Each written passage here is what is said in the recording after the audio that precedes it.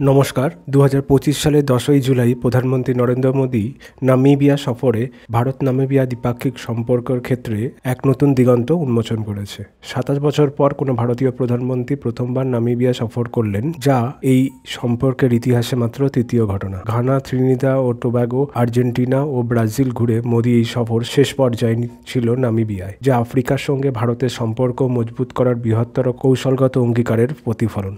এই সফরে অন্যতম যুগান্তকারী ঘোষণা ছিল নামিবিয়ার মধ্যে ভারতের ইউনিফাইড পেমেন্ট ইন্টারফেস বা ইউপিআই চালুর সিদ্ধান্ত। ব্যাংক অফ নামিবিয়া এবং national payment corporation of India NPCI এর মধ্যে একটি প্রযুক্তি লাইসেন্সিং চুক্তির মাধ্যমে এই পদক্ষেপ আফ্রিকার ভারতের ডিজিটাল অবকাঠামো সম্প্রসারণের পথ খুলে দিল। এর ফলে নামিবিয়ার ডিজিটাল লেনদেন বৃদ্ধি, আর্থিক অন্তর্ভুক্তিকরণ এবং ফিনটেক উদ্ভাবনের উল্লেখযোগ্য অগ্রগতি হবে, বিশেষ করে প্রত্যন্ত ও অনুন্নত অঞ্চলে। ভারত নামিবিয়া আইটি অবকাঠামো গঠন, সাইবার নিরাপত্তা ও ডিজিটাল সক্ষমতার বৃদ্ধিতেও সহায়তা করবে। প্রতিরক্ষা সহযোগিতা ছিল আরেকটি গুরুত্বপূর্ণ ক্ষেত্র। ভারত নামিবিয়াকে ভারতীয় প্রতিরক্ষা সরঞ্জাম ও সিমিউলেটর ক্রয়ের জন্য এক ঋণ রেখা দিয়েছে, যার মাধ্যমে নামিবিয়া প্রতিরক্ষা বাহিনীর সক্ষমতা বৃদ্ধি পাবে। উভয় দেশের মধ্যে সামুদ্রিক নিরাপত্তা, সাইবার প্রতিরক্ষা এবং সন্ত্রাসবিরোধী সহযোগিতা সম্পর্কেও আলোচনা হয়েছে। এই পদক্ষেপগুলি নামিবিয়ার সার্বভৌম প্রতিরক্ষা শক্তিকে মজবুত করবে এবং আফ্রিকা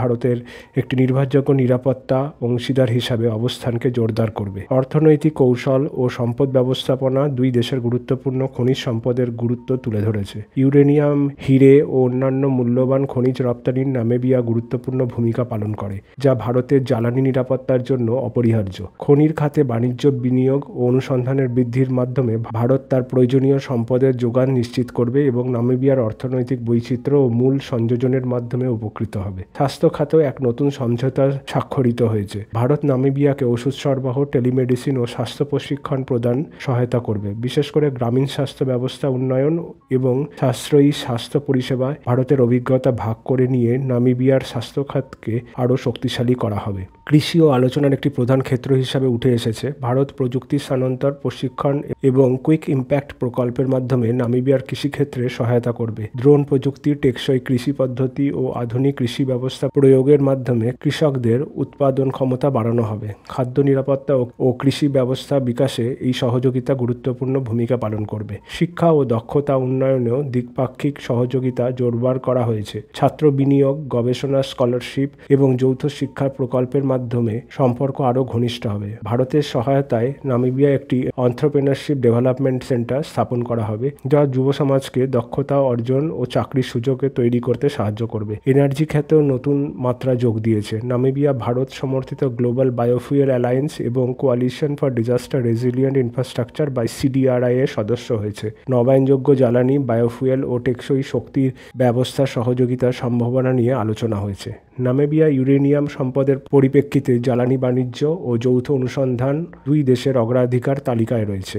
এই সকল খাতভিত্তিক সহযোগিতার বাইরেও এই সফর ভারতের বৃহত্তর ভূ রাজনৈতিক কৌশলের অংশ। নামিবিয়া স্বাধীনতা সংগ্রামের সময় থেকে ভারতের পাশে ছিল এবং এই ঐতিহাসিক বন্ধন আরও কৌশলগত রূপ নিচ্ছে। চীনের প্রভাব মোকাবিলা এবং সাউথ সাউথ সহযোগিতা জোরদারের আফ্রিকার সঙ্গে ভারতের সম্পর্ক আরও ঘনিষ্ঠ হচ্ছে। এই সফরের মধ্য দিয়ে ভারত নামিবিয়া এক নতুন কৌশলগত যুগে প্রবেশ করল, যেখানে উদ্ভাবন, পারস্পরিক উন্নয়ন ও অন্তর্ভুক্তিমূলক টেকসই ও সমৃদ্ধ ভবিষ্যতের জন্য একসঙ্গে এগিয়ে যাওয়ার অঙ্গীকার স্পষ্টভাবে প্রতিফলিত হয়েছে।